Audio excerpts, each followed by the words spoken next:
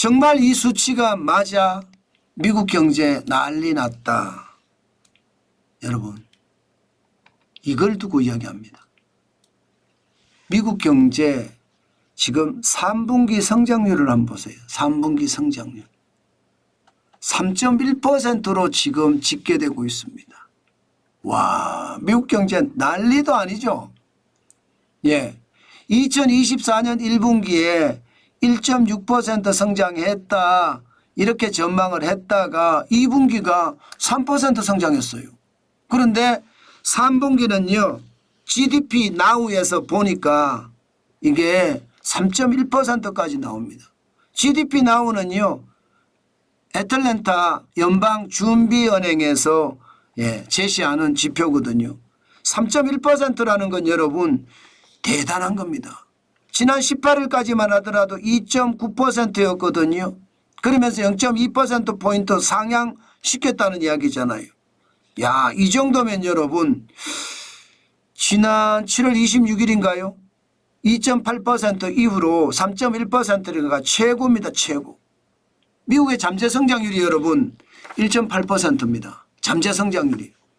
잠재 성장률이라는 게 일반적으로 노동의 요소나 혹은 자본의 요소나 총 요소 생산성이나 이걸 모두 합쳐서 최대한으로 성장을 할 수 있는 수치가 잠재 성장률입니다.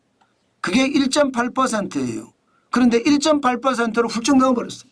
3.1%니까. 2분기에도 3.6%로 훌쩍 넘어버렸고요. 진짜 대단하죠. 미국 경제가 좋다 하지만 이 정도까지 좋은 줄 몰랐다. 전부 다 그렇게 이야기합니다. 그런데 우리가 잘 봐야 될 게 있어요. 왜 잘 봐야 되느냐. 미국 경제가 좋다는 것은 우리 수출이 좋다는 뜻도 돼요.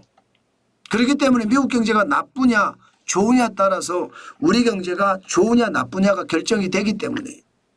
그런데 앞으로 계속 좋아질 거냐. 이 문제에 대해서는 물음표가 많이 달려요. 왜 지금 3분기까지 좋아졌느냐. 돈 푸니까. 돈 푸는 거 보세요. 미국 연방정부 부채를 보면 2024년 9월 현재입니다. 35조 3천억 달러입니다. 35조 3천억 달러. 우리 돈으로 따지면 부채만 4경 720조예요. 4경 720조. 국채 이자 비용만 지금 현재 말입니다. 1조 1,580억 달러 정도 된다고 합니다. 이자만.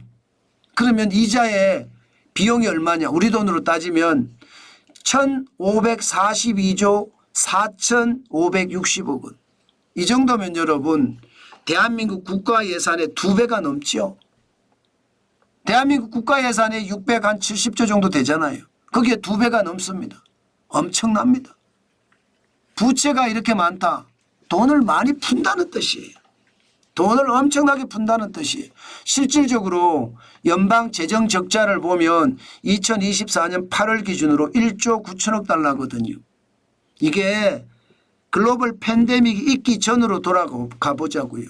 그럼 재정 적자가 2018년에 7,790억 달러, 2019년에도 9,800억 달러의 재정 적자입니다. 그런데 코로나 팬데믹 때 3조 1,300억 달러가 적자였죠.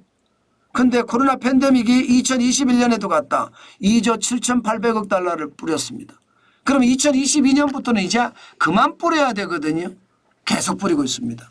2022년도 1조 3,760억 달러고요. 작년에도 1조 6,950억 달러. 올해는 8월까지가 1조 9천억 달러거든요. 그러면 9월, 10월까지 포함을 시키면 2조 달러가 훨씬 넘을 거라고 생각을 합니다. 결국은 돈 엄청나게 풀어서 경제를 떠받친다는 이야기가 되는 건가요? 맞습니다. 돈 풀어서 떠받치고 있습니다. 통화량을 보면 확실하게 드러나거든요. 2024년 4월 현재 20조 9,577억 달러입니다. 통화량이 M2가. 2년 이내에 현금화될 수 있는 게 M2라고 이야기하는데 많이 올라갔죠. 2023년 20조 8,471억 달러가 20조 9,577억 달러가 됐으니까 굉장히 많이 늘었습니다. 6개월 사이에. 앞으로 말입니다. 이렇게 되면 더 많이 늘 수도 있을 겁니다. 돈 풀어서 경제를 살린다? 제가 늘 말씀을 드리지만 돈 풀어서 경제 살리는 것은 일시적인 효과에 불과합니다. 결국 다른 지표들을 보면 과연 미국 경제가 진짜 난리가 났을까? 정부가 돈 안 풀어도 경제가 자연스럽게 돌아갈 수 있을 것인가? 그 생각 반드시 해봐야 되거든요. 사실 상황이 좋지 않아요.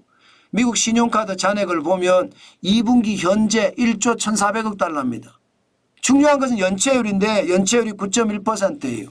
2011년 1분기 9.7% 이후에 13년 만에 최고치입니다. 돈을 못 갚는다는 이야기잖아요. 정부가 돈을 안 풀면 앞으로 어떻게 될까요? 더 심각한 상황을 맞지는 않을까요? 저는 충분히 그럴 수 있다고 생각합니다. 그만큼 말입니다. 돈 풀어서 성장했는데 결국은 개인들도 그만큼 돈을 썼는데 돈을 갚지 못하는 사람들이 많아진다는 것 아니겠습니까? 이것은 어떻게 생각하면 지금 미국 경제가 난리가 났는지는 모르겠지만 앞으로 미국 경제가 계속해서 난리가 날 거다. 이것은 오산입니다. 저는 미국 경제 대통령 선거가 끝나고 나면 저는 굉장히 불안해질 수 있는 가능성 높다고 봅니다. 정부가 돈 풀어서 성장한 거 결국은 돈을 어떻게 하든 끌어들여야 되거든요. 그렇지 않으면 인플레이션이 위험해질 수 있으니까. 결국 시장에서는요. 스태그플레이션의 위험성이 있다고 자꾸 이야기하잖아요. 스태그플레이션이라는 게 저성장의 고물가거든요. 한번 스태그플레이션이 덮치면 회복하기가 굉장히 어렵습니다. 그만큼 말입니다. 경제는 최악이라는 거예요. 저는 우리 경제가 지금 미국 경제도 마찬가지 살얼음판이라고 생각을 하거든요. 지금 정부도 미국 경제가 어떻게 돌아가는지 중국 경제가 어떻게 돌아가는지 유럽 경제가 어떻게 돌아가는지 정확하게 파악하고 있을 필요가 있습니다. 그리고 정부도 저는 현금을 쌓을 필요가 있다고 생각합니다. 미국의 상황이 여차하면 침체로 돌아서니까 그 침체를 우리가 방어하기 위해서라도 대한민국은 현금을 많이 쌓아가야 됩니다. 그래야만 침체 분위기에서 대한민국이 살아나지 않을까. 저는 그런 생각해 봅니다.